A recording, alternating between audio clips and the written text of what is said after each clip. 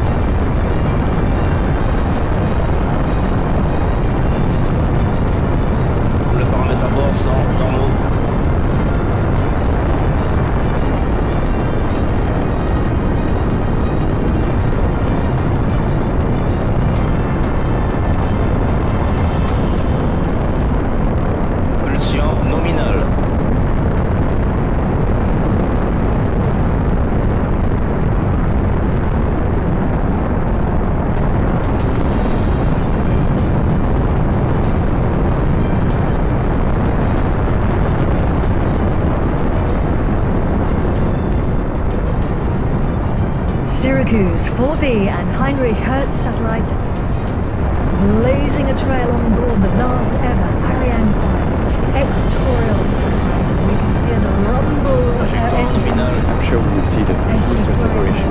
It's very impressive. We are 11 kilometers from the propulsion is working perfectly, nominally, as we say in the space jargon. Here we will see booster separation. Yeah, we see Séparation de 2 EAP. Wow. And we have confirmation from the range operations manager. Look at this. That's absolutely amazing. Those two boosters on the right and the left being jettisoned. The white dot in the middle, the Vulcan engine. So they are providing 90% of the overall thrust. And so they have been jettisoned. They are 240 tons each. The launcher on the ground was 771 tons. And we don't need them anymore. We're shedding weight. So everybody is completely nominal. So next step is the separation of the fairing. That's coming up in about 10 seconds. You can see on the top of the screen our trajectory on the left-hand side is the planned route for the vehicle. And separation there of the fairing is what it looks like. Séparation de la coiffe. We have confirmation there of separation of the fairing. So we don't need it anymore, Raphael. Propulsion nominale. Exactly. So we were 117 kilometers above the ground when we separated the fairing. So we crossed the limits of the atmosphere.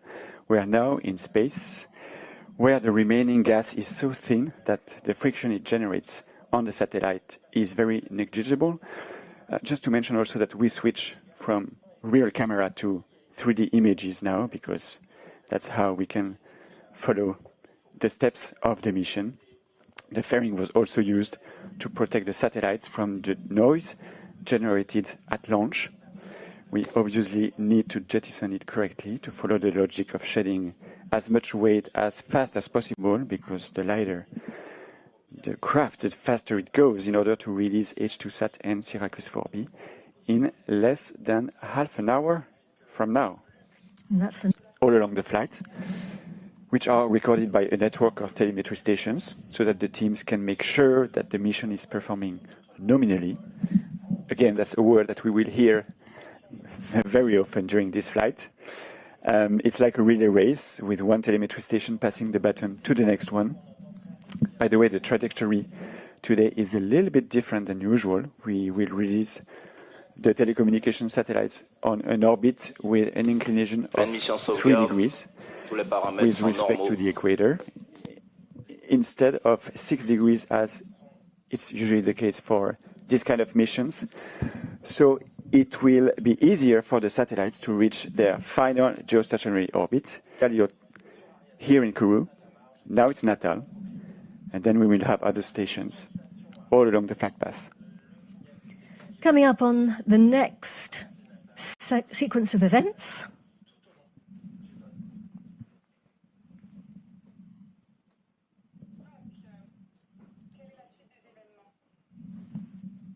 Séparation de l'étage principal cryotechnique.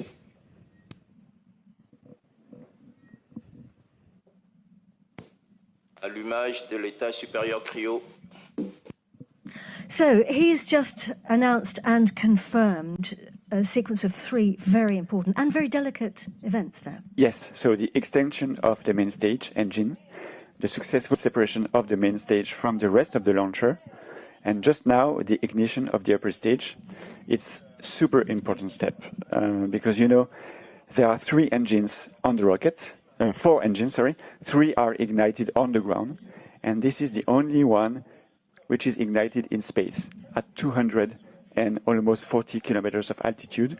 So it's a very delicate operation, and it's imperative that we succeed in order to continue the mission.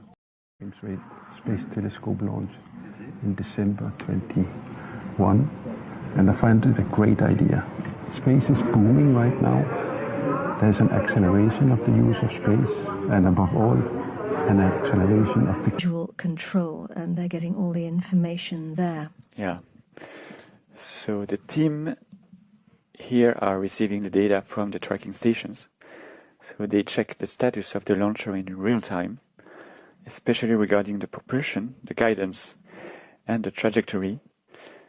Most of the data is not analyzed in real time. It's analyzed offline by dedicated teams in the days and weeks following the launch. So that's why we also constantly improve our knowledge of the launcher. Let me remind you that the success rate of Ariane 5 is 98%. Yes, a very good success rate. Going through a very specific set of manoeuvres here, orientation manoeuvres. Once we release our satellites, they've got a long journey ahead. They've got to get to their final orbital slot. That's 6,000 kilometers above the Earth. We call that geostationary orbit. Now on the first main event, H2 sat separation. That's what it looks like up there.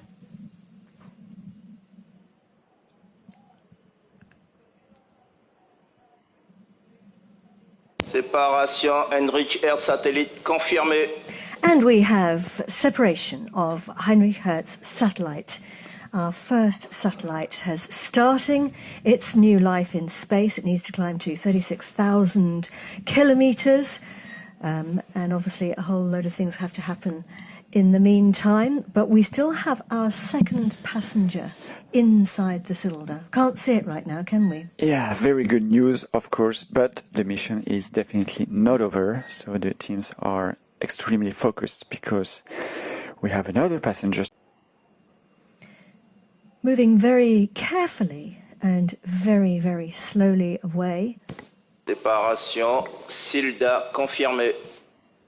And we have confirmation there that Séparation Syracuse 4B confirmée.